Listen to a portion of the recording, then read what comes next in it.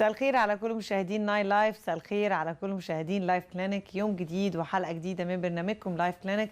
النهارده الحد ودايما كل يوم حد معانا نجم الرشاقه والتخسيس والنحافه وكل اساليب التخسيس والدايت الحديثه الدكتور اشرف قوره النجم. مساء الخير يا دكتور. اهلا يا فندم، مساء الخير. ازي اخبار حضرتك ايه؟ الحمد لله بخير. دكتور اشرف قوره طبعا استشاري التغذيه والسمنه والنحافه، هنتكلم النهارده عن كل المشاكل اللي بتواجهكم وكل الاسئله اللي ما لحقناش نرد عليها الحلقه اللي فاتت وكل الاتصالات كمان اللي ما لحقناش نرد على اسئلتكم. بس قبل ما ندخل في الحوار عايزه اقول ان احنا كمان الفقره الثانيه اللي معانا النهارده هتكون عن مشاكل عيون الأطفال. هنتكلم عن موضوعات كتيرة قوي عشان تحضروا أسئلتكم. هنتكلم عن الرمد الصديدي، هنتكلم عن الرمد الحبيبي والحساسية والأكياس الدهنية، دلوقتي بنلاقيها بقت منتشرة جدا بين الأطفال وسنوات قليلة كمان صغيرين، والتهاب الجفون، وهنتكلم عن سداد المجرى الدمعي وأمراض الشبكة الوراثية، أمراض كتير جدا جدا على العيون. وكمان هيكون معانا صور عشان نقدر نشرح بشكل افضل وعشان تعرفوا اللي احنا بنتكلم فيه ده بيبقى شكله ايه على ارض الواقع. وهيكون معانا كمان منورنا الدكتور اشرف الهباق، استاذ طب وجراحه العيون، ده في الفقره الثانيه بعد اول فاصل. لكن نركز بقى مع الدكتور اشرف قوره ومشاكل السمنه والنحافه. تمام. دكتور اشرف، الواحد مع حضرتك بجد مبقاش عارف يبتدي منين الحكايه. لان بس خلينا الحلقه اللي فاتت يمكن جات لنا تليفونات اكتر عن اللايبوليزر، ويمكن وكان في ناس عندي على الويب سايت عندنا بيشتكوا ان احنا ما بنتكلمش عن النحافه. تمام. خلينا النهارده برضو ندي جرعه عن النحافه. يمكن دايما احنا بنهتم السمنه هي اللي مفزعه، والسمنه هي اللي دايما الواحد بيبقى قلق جدا، بس عايز اقول بجد الناس اللي بتعاني من النحافه بتبقى قلقانه اكتر وما بتنامش اكتر وبتبقى عندها حاله اكتئاب ونسبه يعني اكتئاب اعلى كمان من اللي عندهم نسبه سمنه. تمام. تحب نبتدي بالسمنه ولا النحافه؟ طيب خلينا يعني انت عندك حق في حته حالات النحافه. الحقيقه يمكن ما هماش يعني الجزء الاكبر من الناس، بس يعني خلينا نقول انه حالات النحافه، لو تفتكري كان في حلقه كنا اتكلمنا فيها على مشاكل السلوك الغذائي، وهي النحافه كمشكله من المشاكل بتاعه التغذيه السليمه. دايما بتبقى تصنيفها يا اما بيبقى ليها اسباب مرضيه، يا اما بيبقى مجرد خلل في السلوك الغذائي بتاعنا. الاسباب المرضيه معروفه جدا، وده بيكون لازم الطبيب المختص يعمل تقييم كامل للحاله. التقييم ده طبعا بيحتاج ان هو يبقى فيه مجموعه من التحاليل، بيبقى فيه مجموعه من اشعاعات اذا محتاجه الحاله لكده. المهم لازم الطبيب المختص يطمن تماما انه ما فيش اي سبب مرضي مؤدي الى انه الحاله دي تكون اقل من الوزن المثالي بتاعها. طبعا الكلام ده بيبقى ليه نسب مربوطه بالفئه العمريه، نسب مربوطه بالجنس اذا كان ذكر ولا انثى، نسب مربوطه بالمجهود اليومي اذا كان مثلا مجهوده اليومي دراسي ولا اكتر بيعملوا حركه زياده، بالظبط. اذا كان مثلا بيحرقوا زياده فعلا، في ناس شغلها مكتبي او ما بتتحركش كتير، في ناس شغلها او طريقه عملها اليومي في حركه كتير، مواقع، مهندس مثلا او whatever. بعد ما نخلص الفترة بتاعة التقييم بتاعة حالة النحافة ونطمن انه الحمد لله ما فيش اي اسباب مرضية، طبعا لو في بتتعالج الاول بناء على التشخيص بتاعها، وبعد كده بنبتدي احنا نشتغل معاها كأخصائي تغذية. لو بفرض انه الحمد لله طلعت ما فيش عندها اي مشاكل صحية، فاحنا كده قصاد ال 90% من الاسباب اللي هي عادة بتبقى خلل في السلوك الغذائي. خلل السلوك الغذائي دايما علشان الناس تبقى فاهمانه وهي يعني بتتفرج علينا كده، انه السلوك الغذائي ده عشان ما تبقاش مبهمه، هي مجموعه من العناصر. لازم كل حد عنده مشكله في النحافه يبقى فاهم هو بياكل ايه كنوع، وبياكل منه ايه ككم، والحصص الغذائيه متقسمه ازاي على مدار اليوم بالوقت الزمني، وفي نفس الوقت طريقه التجهيز، ودي برضو ساعات كتير بتبقى مهمه. مجموع العناصر دي كلها بتشكل حاجه اسمها السلوك الغذائي الايجابي. لما بيبقى في خلل في عنصر او اكتر من العناصر دي بيبقى السلوك الغذائي سلبي، وبالتالي بينتج عنه يا اما ارتفاع شديد في الوزن فوق الوزن المثالي، يا اما انخفاض شديد في الوزن، حاله النحافه اللي احنا بنتكلم فيها. طبعا الاكل بانواعه كتير جدا من حالات النحافه، لما تقعد مع الطبيب تقول لها يعني انا باكل كل حاجه وباكل كويس، بس انا مشكلتي ان انا ما بعرفش ازيد في الوزن. ايوه طبعا لما بترجعي معاه الحاله التفاصيل بتاعه اليوم بتاعتها، سواء كان في مواعيد الاكل وفي كمياته، تلاقي ان هي طبعا معتقده ان هي بتاكل كويس، وبيطلع انه يا اما الكم يا اما الكيف يا اما الاثنين فيهم عندها مشكله. طيب احنا بس جالنا برضو على الايميل الخاص بالبرنامج، يا ريت مخرجتنا الجميله دينا برضو تنزل لنا الايميل على الشاشه. معانا مدام سماح بتقول ان هي ابنها عنده 25 سنه وهو نحيف جدا جدا، لدرجه ان هو بيلبس 4-5 اياس اقل من سنه، وكل ما توديه يعني يخطب، يعني كذا مره يروح يخطب كان يترفض وملوش جيرل فريند، وحالته النفسيه سيئه جدا بسبب ان هو نحيف. تمام. طيب يعني هو احنا بنتكلم على حاله من يعني الفئه بتاعه العشرينات والمشاكل النفسيه كمان اللي بتبقى مصاحبه لمشكله النحافه، او يعني هل مشكله دي بتاثر على كوظيفته مثلا كزوج فيما بعد في حياته الزوجيه مثلا؟ هل دي بتاثر على اي حاجه في الجسم؟ طبعا لو كان السبب الاساسي للنحافه دي سبب مرضي، وفي مشكله عنده في الغدد، او في عنده مشكله في الهرمونات بتاعه جسمه، فطبعا دي حاجه لازم يتعمل لها تقييم وتتعالج فورا. طب انت تنصحها بايه؟ يعمل تحليل غدد لازم وكده؟ اولا يعني الشخص ده لازم يتوجه ناحيه دكتور. اولا يقعد مع الدكتور الممارس العام، او يقعد مع دكتور الباطنه بتاعه مثلا، يتعمل له الليسته بتاعه التحاليل، يطمن ان هو سليم عضويا، وبعد كده ممكن مباشرة يبتدي يقعد مع دكتور التغذية علشان يبتدي يظبط الوزن بتاعه. في السن ده بيبقى الموضوع سهل، لأنه في السن ده بيبقى الجسم قابل للاستجابة أسهل. كل ما كبر الحالة بتاعت النحافة كبرت في السن، كل ما كان الحل شوية أصعب، لأنه الجسم بيطول بيه فترة إن هو اتعود على إنه معدل التمثيل الغذائي بتاعه أو معدل الوزن بتاعه أو الكتلة العامة بتاعة الدهون في جسمه قليلة جدا، كتلة العضلات قليلة جدا. ممكن الناس دول كتير منهم بيعانوا من فقر دم هم مش واخدين بالهم، ويكون الكلام ده عدى عليه سنين. طيب معانا كمان هاجر كانت بتقول ان هي مخطوبة وجوازها بعد 2 شهر، وهي رفيعة جدا جدا جدا، بس هو خطيبها بيحبها رفيعة، بس هي بتسأل على حقن الدهون في منطقة الثدي ومنطقة الأرداف والخدود، يعني تمام. الوجه. تمام. طبعا احنا يعني عايزه تتجمل بشويه دهون، يعني احنا بنتكلم عن السمنه الوضعيه وازاي نحلها، وهي عايزه توضع سمنه موضعيه، تعمل سمنه وضعيه. طيب يعني هو اولا برضو الحاله دي لازم بعد ما نعمل لها تقييم ونتاكد ان هي مش تحت الوزن المثالي، يعني ما ينفعش نمره واحد تفكر ان هي تحقن دهون في الوش وفي الصدر. لازم الاول تكون عند وزنها المثالي، لانه يمكن لما تطلع في الميزان شويه تلاقي ان الاماكن دي اتملت لوحدها رباني من غير ما تضطر ان هي تحقن فيها دهون. المرحله الثانيه تكبير المناطق دي. انا اعتقد هو ده دايما البنات بتحب تلعب في شكلها شويه، لان مثلا عايز تلبس فستان الفرح فتلاقي مثلا ثدي صغير، فتلاقي عايزه تعمل مثلا تكبير ثدي، او تلاقي الفستان مش شكله مش حلو، فدايما بتفكر في المعازيم وحماتي وحمايا واصحابي. أكيد. يعني هل ده يستاهل ان هي تلعب في جسمها، يعني تبتدي تحقن وكده؟ بصي يا ايمان، في بعض الحالات بتبقى مش مستاهله فعلا، يعني بيبقوا بس متسربعين قوي ونفسهم في حل سريع ويخلصوا، وللاسف يعني ده ما بيبقاش الاتجاه الصح اللي المفروض يتاخد. انما فيزيكالي الاول لازم جسمانيا هي تبقى مظبوطه، وما يبقاش عليها الاول واجب لازم تعمله. يعني لو هي نحيفه بشكل عام في كل جسمها وعايزه بس تكبر المكان او المكانين دول، فده مش صح.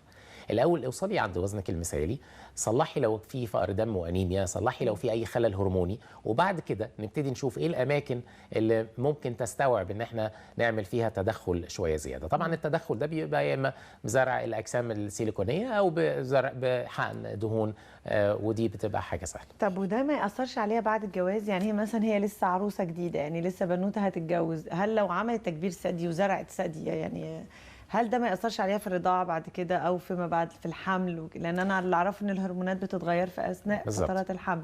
بالظبط. فانا ما انصحش، حضرتك تنصح بايه؟ انا معاكي. يعني انا لو هي صاحبتي، يعني صاحبتي وقاعده جنبي وبتسالني، اقول لها لا ما انصحش، يعني بكره هتتخاني وتبتدي تدوري ان انت تخسي. بالظبط. يعني انت عارفه يا ايمان، فاكره برضو كان في حلقه كنا اتكلمنا ازاي ان الخريطه الهرمونيه بتاعه البنات والست بشكل عام ربنا خلقها متغيره على مدار العمر. الست يعني بتمر بمراحل عذاب كتير كتير الحقيقه، واحنا من وهي بنت بنحترم الكلام ده طبعا. وبعد كده انقطاع الدوره، وبعد كده الهشاشه العظام والشيخوخه يعني ليه كده فعلا. ليه؟ هو التفرقة؟ سبحان الله. لا بالعكس، ده هو يعني ربنا عشان كده يعني قال لك خلى الجنة تحت أقدام الأمهات. ثواب الستات اكتر من الرجاله والله هو كتير ده من اللي كتر اللي مصبرنا. بيشوفوا. والله اللي بالظبط احنا بنشوفه. ليجي فعلا. طيب. بس هي يعني اللي عايزين نقوله انه الاختلافات الهرمونيه اللي بتحصل في جسم البنات طول العمر، قبل البلوغ وبعد البلوغ وبعد الجواز وبعد مرات الحمل واثناء الرضاعه اثناء الرضاعه وبعد طالع الرضاعه نازل في حاجات كتير جدا، خريطه هرمونيه مش ثابته ابدا. بقى انا عايز اقول لك انه الست ربنا خلقها من كتر ما هي فيها شيء من الحساسيه المفرطه شويه، لو اتحطت تحت تنشنه وستريس في خلال اليومين دول ممكن البيريد نفسها تتغير او تتلخبط في نفس الشهر. فقد كده الجسم شويه حساسيته عاليه جداً. يعني ما ينفعش نلعب فيه بمجرد ان هو ده الحل السهل للشكل الجمالي وخلاص. بالظبط. انا بنصح يعني زي ما انت قلتي بالظبط، يعني انه ما نلعبش في الحاجات دي كتير طول ما احنا لسه على الاقل ما عديناش مرحله الجواز بالزبط. واول وتاني مره خلفه مثلا بالزبط. على الاقل انت عارفه السيدات اللي في منتصف العمر لما بيبقى في عندهم مثلا مشكله الوقوع بتاعه الثدي بعد مرات الرضاعه، او مشكله انه بقى عندها طفلين او 3 وما زالت بتعاني من حالات نحافه، ودي بنشوفها كتير في ستات خلفوا 3 و4 مرات وبنشوفهم وزنهم 35 كيلو، دول بيبقوا يعني مشاكل شويه بتبقى صعبه قوي، بس الحقيقه ليها حل وبتحسنوا بعد كده وبيبقوا هو يمكن كمان كان عندنا اسئله عن فعلا انقطاع الرضاعه، يعني في سيدات كتير بترضع 6 شهور وتتوقف، 8 شهور وتتوقف، سنه او ايا كان، حتى لو سنتين، لو ام مثابره جدا وكملت السنتين كلها رضاعه طبيعيه.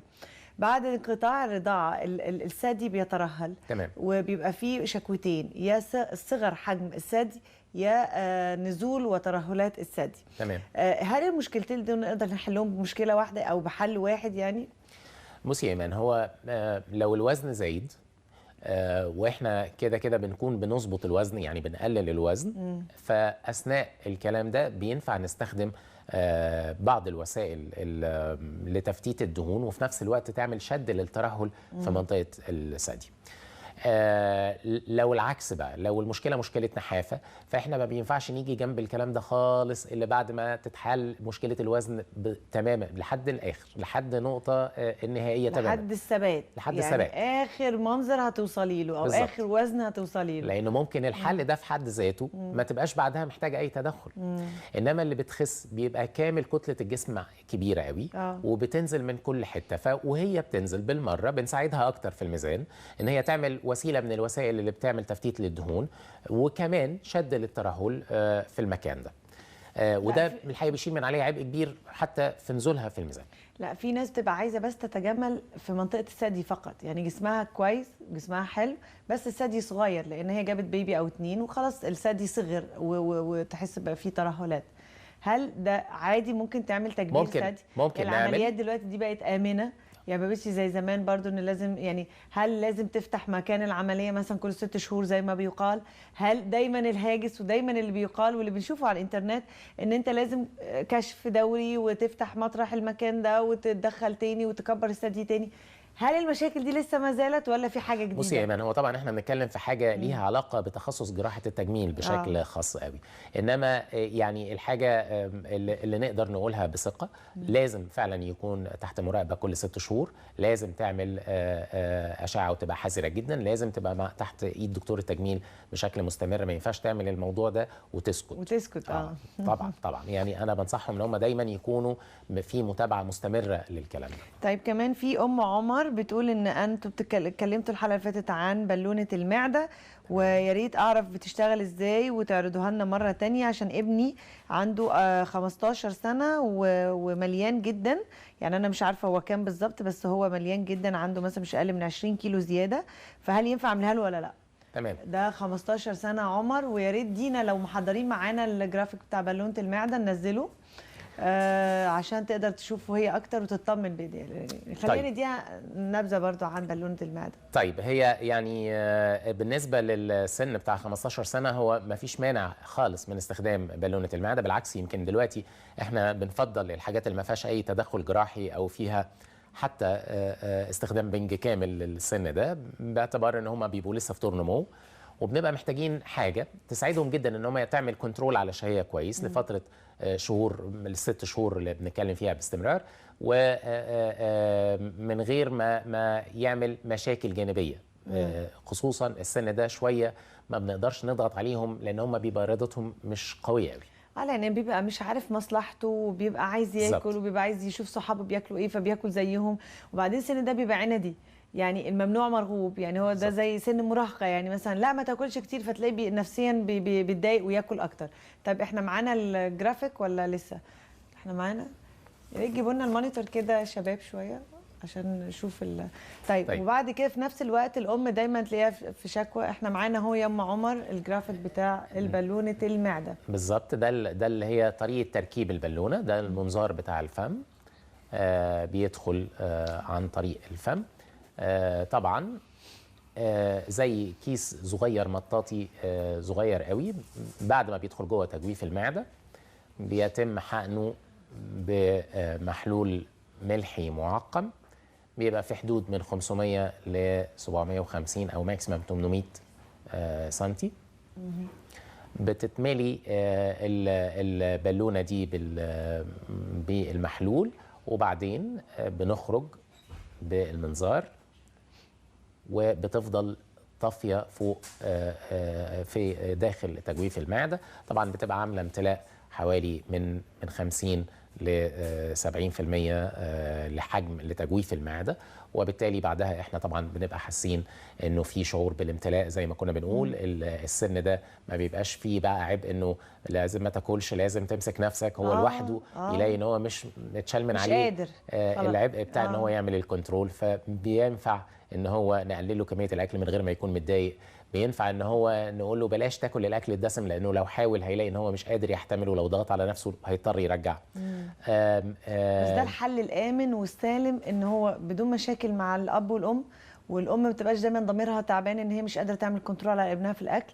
وبعدين في نفس الوقت السن ده بيروح مدرسه فبياكل حاجات طبعا كل ما هي محمرات وزيتات وكل اللي احنا عارفينه بدون ذكر اسماء منتجات. بالظبط. فطبعا ده بيعمل كارثه برضو يعني في السمنه، وتفضل يزيد ويزيد والام تبقى مكتوفه الايدي. تمام. بس انا عايزه اسال سؤال مهم يمكن ما سالناهوش في الحلقات اللي فاتت. يمكن الحلقه اللي فاتت سالوك هل بتطلع غازات البالونه دي وبتتعب المعده، فحضرتك قلت لا. تمام. كانت زمان. تمام. طب انا بقى بسال السؤال ده جاي في بالي دلوقتي بتفرج على الجرافيك. هل ممكن يجي لك حد العياده يقول لك انفخ لي زياده عن المنظمه الصحه مثلا مقرراه؟ يعني هو المفروض الماكسيموم قد ايه المحلول الملحي اللي بيتحط فيها؟ بصي يا ايمان، لحد النهارده الحجم بتاع البالونه او الاستيعاب بتاعها بيوصل من اول 500 لحد 750 او ماكسيمم 800 سم. تمام. يعني تقريبا لتر الا 200 سم. الحجم ده زي ما حضرتك قلتي، في فعلا ناس كتير بتيجي تقول لا املاها لي اكتر. هو مش موضوع اكتر ولا اقل، هي الفكره فكره اللي هو ايه، زود ما يهمكش يعني.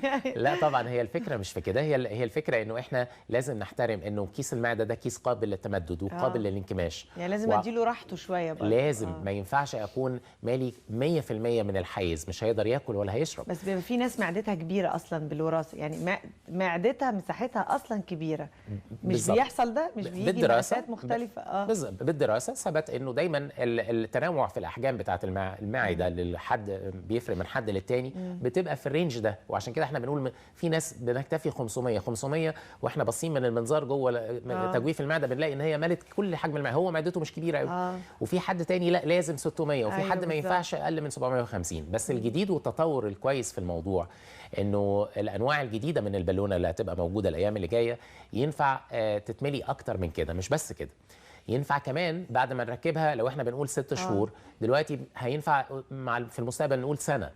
لان في ناس بتشتكي من 6 شهور، يقول لك انا بدفع مبلغ وباجي 6 شهور بيجروا بسرعه. بيخس، بس هو كان يعني يتمنوا يبقى اطول من كده، سنه مثلا. صح. فحضرتك بتقول انه اوكي، يعني ده خبر كويس لكل اللي مركبين بالونه المعده. ومش كده بس يا مان، التطور كمان الاكتر في الموضوع ان بالونه المعده هينفع ان هي تتملي على مرات. يعني مثلا ممكن اول شهرين نملاها 500، بعد كده ممكن ندخل بعد شهرين نزود ال 500 شويه، ممكن بعدها بشهرين نقلل عن ال 700 شويه. يعني براحتك، يعني ممكن في اي وقت تتدخل وتملى وتفضي. ده الجديد في الموضوع، ده الجديد. انما اللي حاصل دلوقتي احنا محكومين من 500 ل 750 او 800، انما التطور اللي بننتظر ان هو ان شاء الله يبقى موجود في مصر قريب جدا في خلال الاسابيع، اللي هو البالونه اللي هي بتبقى متعدده الامتلاء على مراحل، وممكن نكبرها ونصغرها. طيب هي عمر بتقول انه عنده 15 سنه، يعني هو في مرحله نمو لسه. تمام. هل بالونه المعده دي ما تاثرش في انزيمات المعده، الفيتامينات اللي بياخدها مثلا في اكله؟ يعني الجهاز الهضمي بيشتغل بشكل منتظم ومفيش اي مشكله؟ يعني يصلح يعني مالوش اي سايد افكتس للسن؟ بصي يعني مقارنه طبعا بكل العمليات الجراحيه اللي بتتعمل في المعده لتصغيرها او لتغيير مسار الاكل، كل الحاجات اللي فيها مشرط مشكلتها ان هي دايما بتيجي عند الحته من المعده اللي بيتم فيها امتصاص كل الفيتامينات والمعادن. يمكن الميزه الكبيره في اثناء طور النمو في بالونه المعده هي لا تعيق امتصاص اي نوع من انواع الفيتامينات والمعادن، بالعكس يمكن بتسيب الفرصه للمعده ان هي الاكل بيقعد يلف حوالين جدار المعده لحد ما بيوصل للمكان اللي بيمتص منه المعادن والفيتامينات.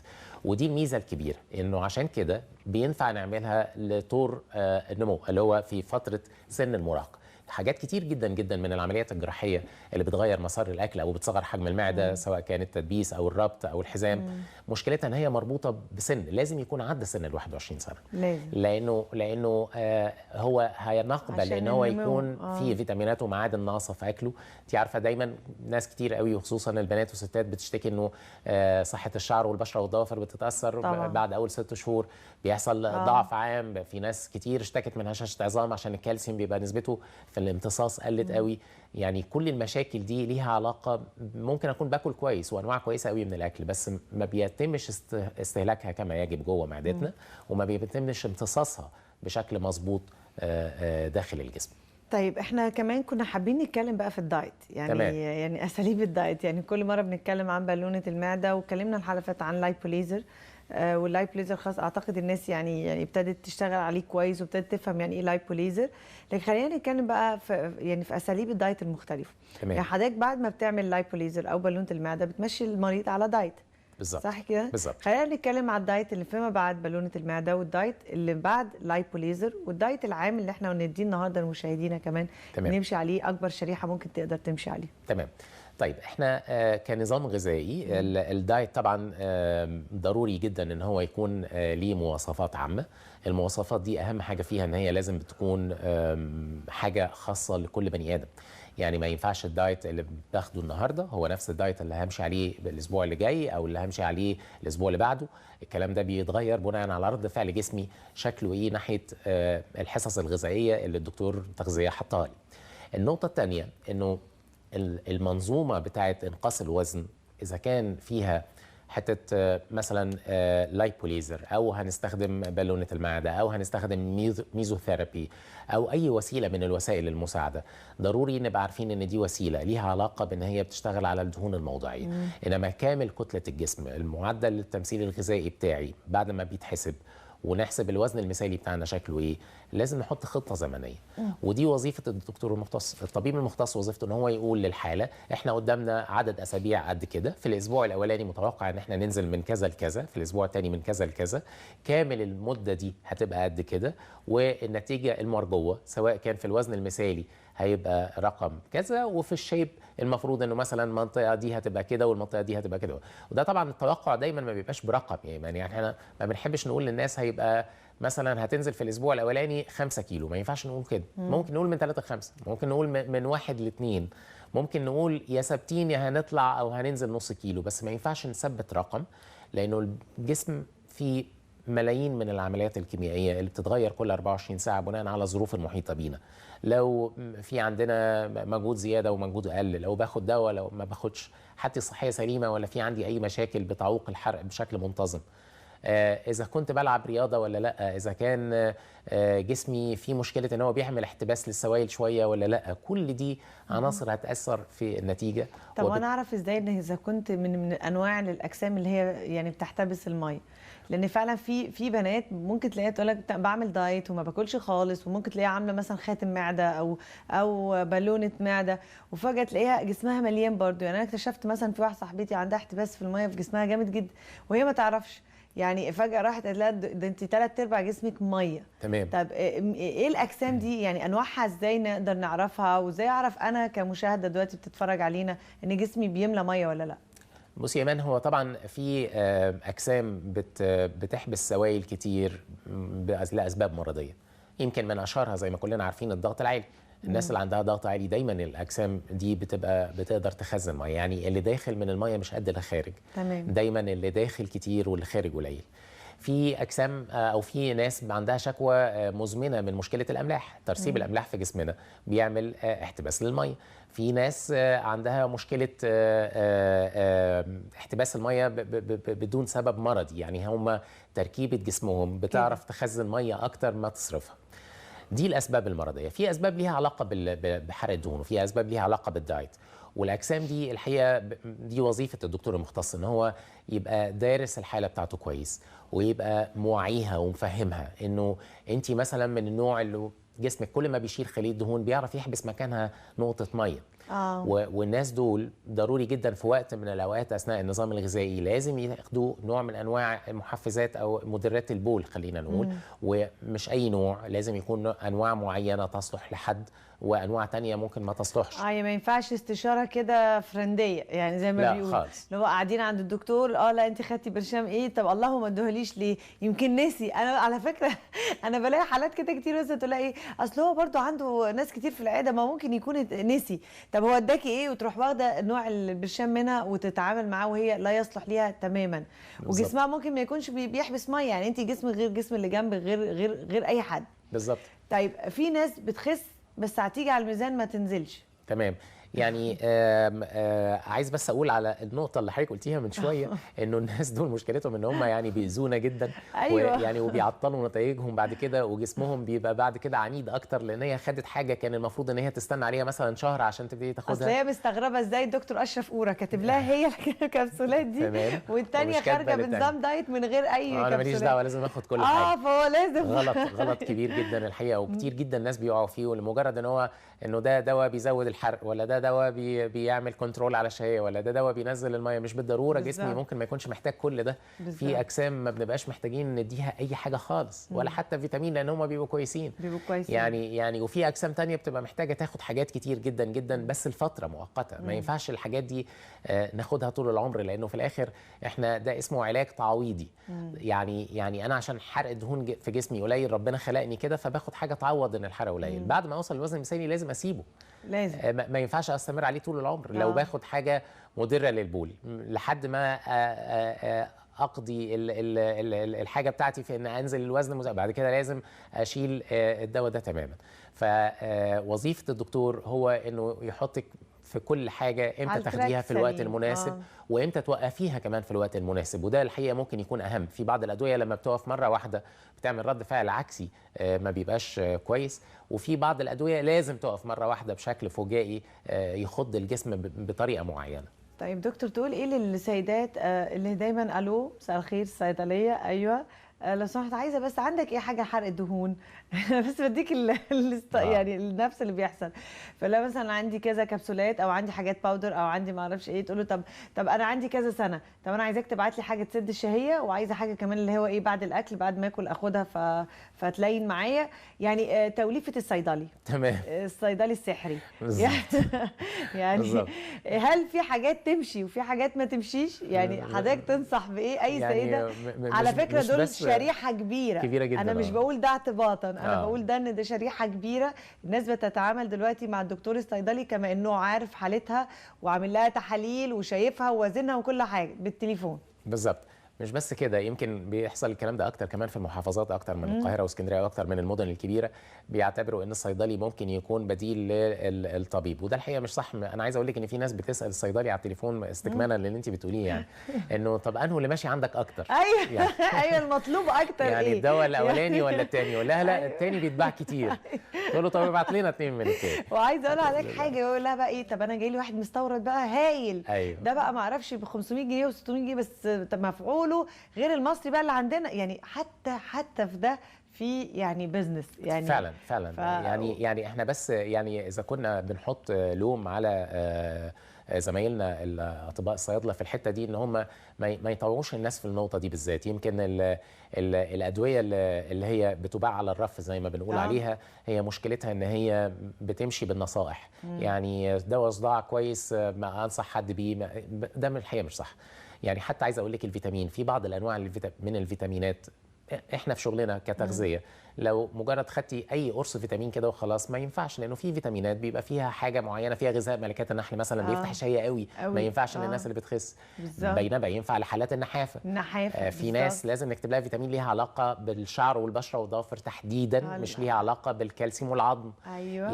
يعني حتى الفيتامينات ضروري جدا استشاره حد يوجهنا احنا المفروض ناخد ايه. الفئه العمريه بتفرق جدا. النهارده التصنيع الدوائي بقى في فيتامين للناس اللي فوق 60 سنه، وفي فيتامين لتحت 60 سنه، في فيتامين للستات، وفي فيتامين للاطفال وللرجال، حتى في للسيدات بعد انقطاع الدوره غير قبل انقطاع الدوره. يعني كل سن وحتى مظاهر السن ليها الدواء بتاعها. طب بس انا سريعا نعدي عليها السايد افكتس ايه الادويه دي. يعني انا لما اجيب دواء كده انا ما اعرفوش هو ايه وباخده عشان اخس، احيانا بيقال بيجيب امراض قلب، واحيانا بيقول بيجيب سكر، واحيانا بيقول بيجيب هشاشه عظام. يعني ايهما اصح؟ والله يا مان هو بيجيب كل اللي حضرتك قلتيه واكتر كمان. يعني هو لو الدواء مش مناسب ليا كجرعه وكنوع والتوقيت حتى بتاع استخدام الدواء ممكن يفرق. مش بس النوع اذا كان مضر ولا لا، كمان. التوقيت يفرق جدا. يعني في بعض الناس بيفضلوا ماشيين بالنظام الغذائي بدون اي مساعده خالص لحد ما يخلصوا 50% على الاقل من المطلوب، وبعد كده ممكن نستخدم معاهم. يعني ليه ابتدي احط دواء وانا ممكن استنى لما اشوف معدل الحرق بتاع جسمي ممكن يكون نشط كفايه. النقطه الثانيه انه الاثار الجانبيه دي حاجه مش معدوده وحاجه واسعه جدا جدا. يعني ممكن لو قعدنا نتكلم فيها كتير ما نخلصهاش، لانه انت لما بتمسكي البامفلت بتاع اي دواء تخسيس او اي دواء بشكل عام، حتى الفيتامين النهارده بقى بيتكتب ارشادات من سن كذا لسن كذا، انه في حاجه اسمها فيتامين توكسيسيتي دلوقتي بقى. حتى الفيتامين ممكن يعمل تسمم اذا كان اتاخد في وقت وبجرعه مش مظبوطه. عايز اقول لك انه من ضمن الحاجات اللي مشهوره جدا، حد لو لقى نظره ضعيف على طول يروح واخد فيتامين الف، ولو انه فيتامين الف من اكتر الحاجات اللي ممكن لو اتاخدت زياده عن اللزوم توقع الشعر مثلا. يعني انا بضرب لك مثل مشهور جدا دلوقتي بقى حاصل.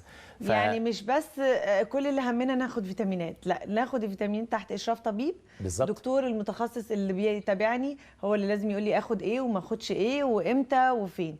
احنا وقتنا خلص يا دينا، وقتنا خلص. يعني احنا حتى ما لحقناش نقول الدايت. هو دايما الكلام في السمنه والكلام في الجسم، يعني الوقت بيجري جدا معاك يا دكتور اشرف. ربنا يخليك. بس ان شاء الله برضو نوعد مشاهدينا ان احنا دايما يعني الوقت بيجري معانا، نوعد ان شاء الله الحلقه الجايه نتكلم عن اساليب رجيم مختلفه يعني شاء الله. للاطفال وللكبار اللي هو السن المراهقه والشباب، والسن كمان بعد انقطاع الدوره، لان يمكن اكتر سن بيتراكم فيه الدهون واكتر سن بيبقى صعب قوي اي سيده تعمل دايت وتمشي عليه. بالظبط. دكتور اشرف قورة استشاري التغذيه والسمنه والنحافه، شكرا لحضرتك جدا يا فندم ونورتنا النهارده في ربنا يخليكي. ميرسي جدا لحضرتك. مشاهدينا احنا لسه معاكم بس هنطلع فاصل، لكن بعد الفاصل انتظرونا هيكون معانا الدكتور اشرف الهباق استاذ طب وجراحه العيون، وهنتكلم عن مشاكل عيون الاطفال. حضروا اسئلتكم، خليكم معانا بعد الفاصل.